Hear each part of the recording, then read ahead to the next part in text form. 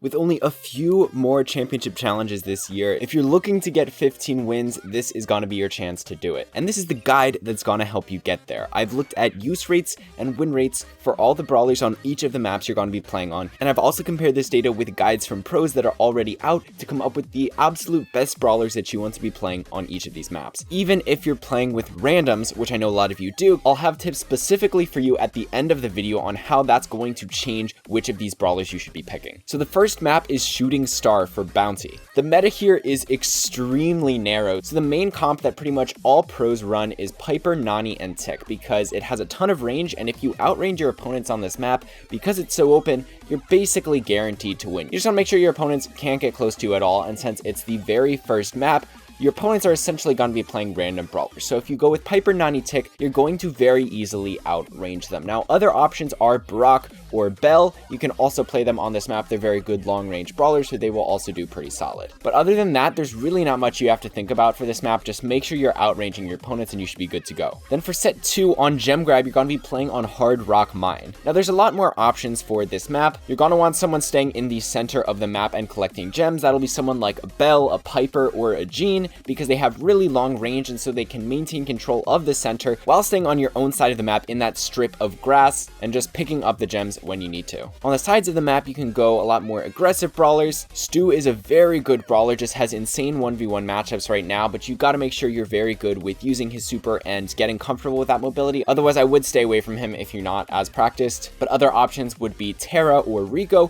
who can just maintain really good control of the opponents with their supers and overall damage output. And you can also run El Primo, just a very, very good brawler overall in the meta right now, and because of all the grass on your opponent's side, it's not too hard to get close to your opponents, and even if they don't let you get close, you can always just take that damage, slowly charge up your super with that trait, and eventually you'll have your super to just jump in on them and take out their gem carrier and run away with all those gems. For set 3 in Hot Zone, you're going to be playing on Parallel Plays. There's pretty decent range of options on this map. One of the best brawlers is going to be Jessie, because whenever there's multiple people on a single hot zone, your chain attack is going to come in handy a lot, and your turret is very, very good for holding down control of your opponent's zone once you get on it. Especially because there's those little walls on top of the zone. When people are chasing you around the walls, it's very hard to avoid a lot of damage from the turret. So Jessie can definitely get a lot of value. Stu, like I said before, has amazing 1v1 matchups, so it's very easy to reclaim control of his zone with him. Colonel Ruffs has the long range, he has the protection from his take cover gadget, and his super can break that annoying wall on the zone. And on top of that, he just provides great support to his teammates with the power up he gives. Jean is another solid pick because you can really easily pull anyone off the zone, and that will instantly lose your opponent's control of that zone. And once he is on the zone, he's still able to hold it down pretty well and provide support to his teammates with the Magic Puff star power. Belle's just great because she can stay at a really far away range, and her gadgets are good for slowing down opponents whenever they try to make a push on you. M's attack basically covers the whole zone, so that's very good for pushing your opponents out. And Nita with her bear is a massive threat because with that stunning gadget, you can basically guarantee a kill on anyone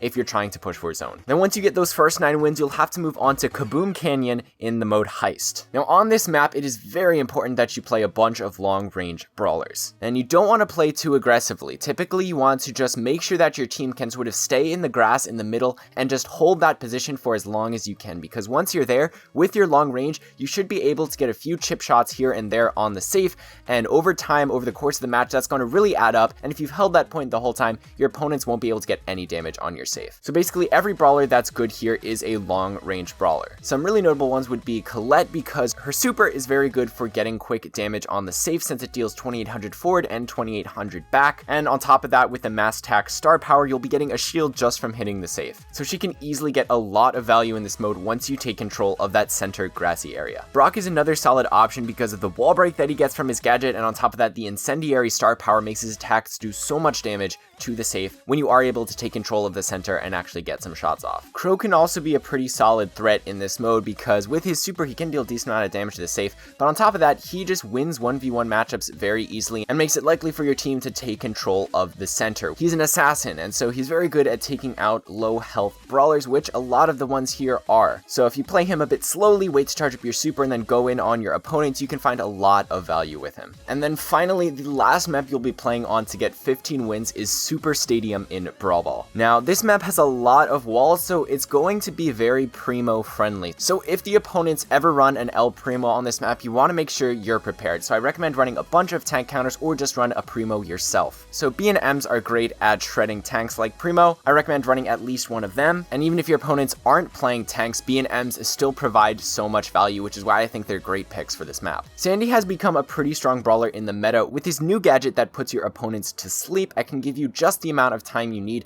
to charge up more ammo and let your team come in and finish off some really important kills to let you push really far ahead. On top of that, with your super, you get so much control gains on this map, so it's very easy to push up really close to the goal and then just get a lot of value out of his stuns, completely preventing your opponents from defending the goal that you're about to score. Barley's also good whenever you push pretty far up on your opponent's side of the field, because the super can cover pretty much the entirety of your opponent's spawn area, and that's just going to rake in a ton of damage, and your opponents aren't going to be able to dodge it at all.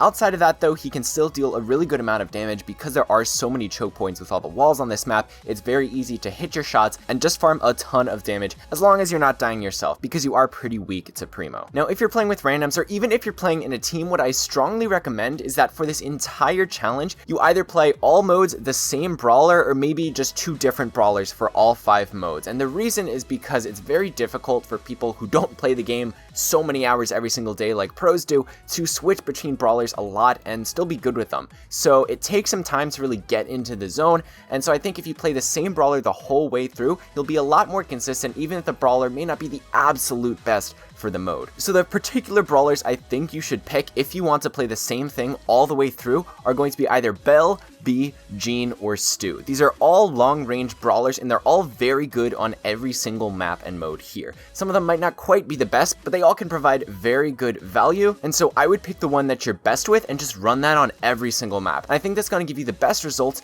rather than if you were to just try to play what people say is the best brawler for every map. And if you want even more practice to make sure you're really in the zone when you do the championship challenge, you can always just switch and do some normal 3v3 games in between each of the sets so you can get accustomed to the new modes before you go in and risk getting a loss. Hopefully with these brawlers you can get 15 wins. Let me know in the comments what you get. Good luck to all of you.